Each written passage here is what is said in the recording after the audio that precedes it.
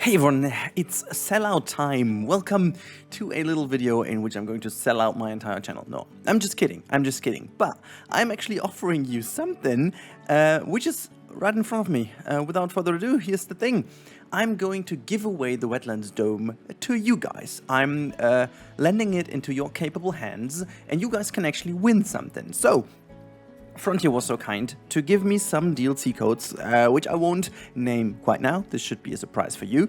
But you can actually win them, but not just like by, you know, like something boring, like, I don't know, liking, subscribing or whatever. No, you can build in that dome. Now, there are a couple of things I want to talk about and how exactly this little giveaway is going to work. It's going to be the Rudy Summer Challenge, and you guys will have a couple of weeks time to do so, and in order to make sure we see the best results, I won't force you to do that in a week or so. But there are a couple of reasons to why I'm doing that. So before we go in and I'm going to show you around, I will actually quickly give you a little story behind this giveaway. I initially wanted to do that during my summer holidays, but I just couldn't do that in time, and so I thought, you know what, this thing is too good to do that, you know, just like too short and not really give it the respect it deserves. So here we are now, so I can monitor that little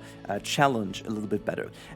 But you guys are actually the reason. So you've been asking me for an eternity to do another community challenge, and also you guys have been asking for the Wetlands Dome for an eternity, when it's going to resume and whatnot.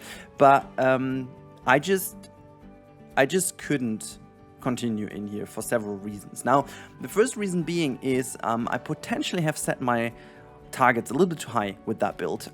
So I wanted to do that in a way that I haven't done before, and it turned out that it has been massively complicated and insanely time consuming the way I did it and I approached it, and I just really don't have that much time at hand.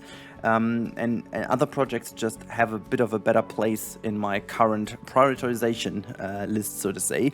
And that said, there are not even other games in, and I desperately want to play other games as well, just to, you know, get a bit of more variety in for my own gameplays. But I didn't want to abandon that. I didn't want to just delete the file and leave it dying on my hard drive forever. No, I just want to see that one finished, just like you guys, because I think it's too good to leave it unfinished. And that is the reason why I'm giving you the task right now. So I will give this file to you guys. I'm gonna upload this into the workshop with this video today, and you can download this from the workshop. Now, what is the task? The task is obviously to fill the dome and the area around however you want. Well, not exactly however you want. I will give you now a tour of the dome, and I will also tell you what my ideas were. You don't have to do exactly the ideas, but it would be nice to follow at least the basic thought behind it, okay? Because that is just my vision I had, and it would be really interesting to see how you guys approach this vision in your own way. So that said, let's just go in, okay? So the dome, as you can see, is ridiculously big. So it's kind of an ecosystem in its own. And once we come in, we have this little bridge crossing over what should have been the crocodile area. So I thought some crocodiles in here maybe have a good way to go out, and then on the other side maybe another specimen of them, just like separated by this bridge, and maybe like a bit of a viewing area here and there, just like maybe a terrace or something. I still can't pronounce that word, by the way. I think it's terrace, whatever, you know, that area, that platform from where you can watch. And then you go a little bit further in and you will be greeted with the platypus habitat, which is kind of the central element here. Why is the game on pause, by the way? There you go. So this is the central area over here. You can see there are some puddles here and there. We've got the water pond. I think there's one swimming. Look at that. There's one coming at us. So they have a very nice area in here in which they can, you know, spend their time in. And if you want to see them a bit more in detail, you can actually take that bridge over here and then have a look from above, so you can see the pond below. So yeah, very nice. I think I'm still very happy with how this turned out. I think it's a very nice way of doing it. There's the little one we saw from the other angle. Look at them just going through the grass. There's like this little buoy tool, which you know, they can play with. And you can obviously see the last thing we did is the hippo area, which I am still quite in love with. I think this is also the kind of architectural baseline of what I wanted to achieve. You can obviously also use everything I built in here. You can, you know, borrow out my fence designs or the playground or whatever you want to do with this area. You can do so. And if we continue that little pathway over here, we will enter the other area. So initially it was planned that we are going to have a super layered habitat over here that's going to feature some monkeys and stuff, and then have the tapirs on the ground, so like maybe with orangutans, the tapirs and stuff, and then also have maybe the small clawed otters also go in there together with like a maybe like an underground view here, and the rest is like very layered to the top so that we can actually use the verticality of this dome as well, maybe having even some climbing opportunities for the orangutans. And my idea was to really make a huge habitat out of this, like maybe the entire area here, having a little side entrance there, so that middle pillar could have been a very nice platform for the orangutans as well, so that they feature on the left and right hand side, so they can climb over, and then we might even have had a stream in which the otters and the tapirs can swim over, and then we've got some bridges over here. So that was the idea, to make that like an enormous layered habitat for them on this side. And the further we go down in here, you can see it's going down a little bit. We've got two different underground views. On the right hand side it's the platypus, and then on the left hand side you can see the hippo, which I think is still very nice indeed. You know, giving us a very nice view of the hippo underground if you want to. And then I was also about to build another lovely viewing spot on the other side. I'm just gonna run around and from this side over here. The idea was also to give the people a bit of a better view into the area. And then this wide open space was meant to be a little bit more for some small exhibits, and another very layered habitat on this side, where we could have also had some capuchins maybe on top, and then some other animals, like water animals in the lower areas, because we have so many that we could have used as well. And then I thought maybe putting to the outside, we could have had some beavers somewhere as well. The capybara could have been in here as well, together with the capuchins or so. Just like a couple of ideas I had in my mind. But I'm just gonna quickly jump out of the explore mode and go back into the standard mode. So that is the dome from the outside. I just gave you this very brief tour to the inside, and I just don't want to do it too crazy. And the idea was also to have like this main entrance here, have a side entrance here, and another side entrance on that side. And then we might have had also like a tour that goes around, because I thought, okay, it would be also nice to have like an outside area for most of the animals too.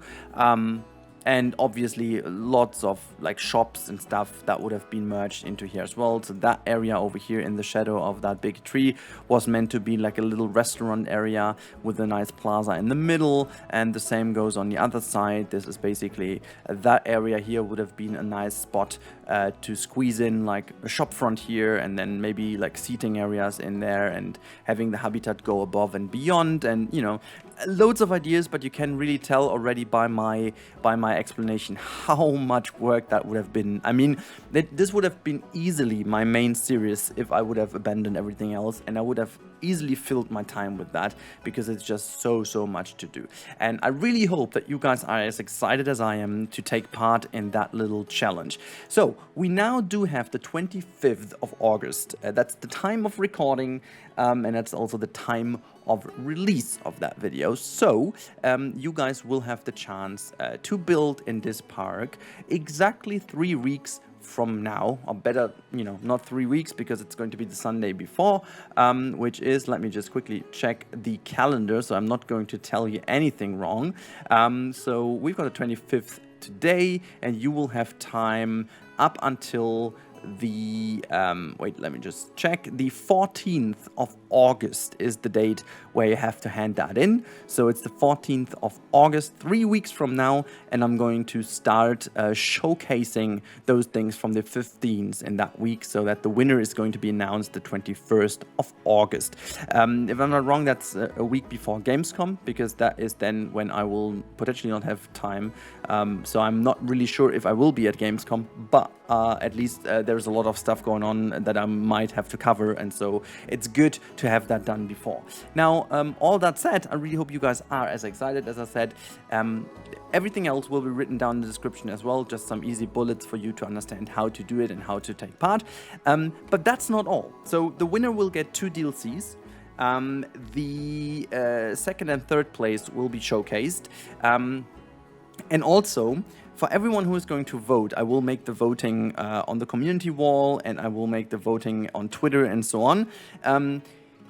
This is going to be mandatory to be subscribed to the channel, and everyone who's taking part in those votings will actually be in for a raffle of another giveaway code. So if you guys are interested to win another giveaway of a DLC, just without even building, make sure to subscribe to the channel with that video, and then enter a hashtag challenge, or let's put that hashtag Rudy's challenge in the comment section of this video, because that way I can double check your names and subscription, and then you will be in for the raffle already.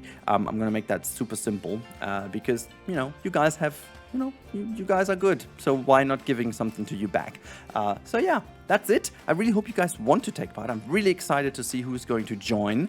And if you guys have questions and stuff, you can always put these questions down below in the comments. I will be happy to answer those questions. And if you don't know, what pieces you're gonna use or whatnot, just let me know. The only issue maybe what could occur is if you don't have all the DLCs in this build. So if that is the case, I might actually need to build only the shell and give that to you. But we are going to see how that turns out. I have no idea yet which DLC items I use, so I have to upload that first, and you guys will see which ones you will actually need to be able to build in here. So yeah, that's it. I really hope you guys enjoy doing that, and I can't wait for your creations. So I wish you guys a very nice week. Hope to talk to you soon. Have a good time. Thank you so much for watching, and don't forget to subscribe to actually support me, but also to join the raffle. Thank you so much, and have a good week. Goodbye.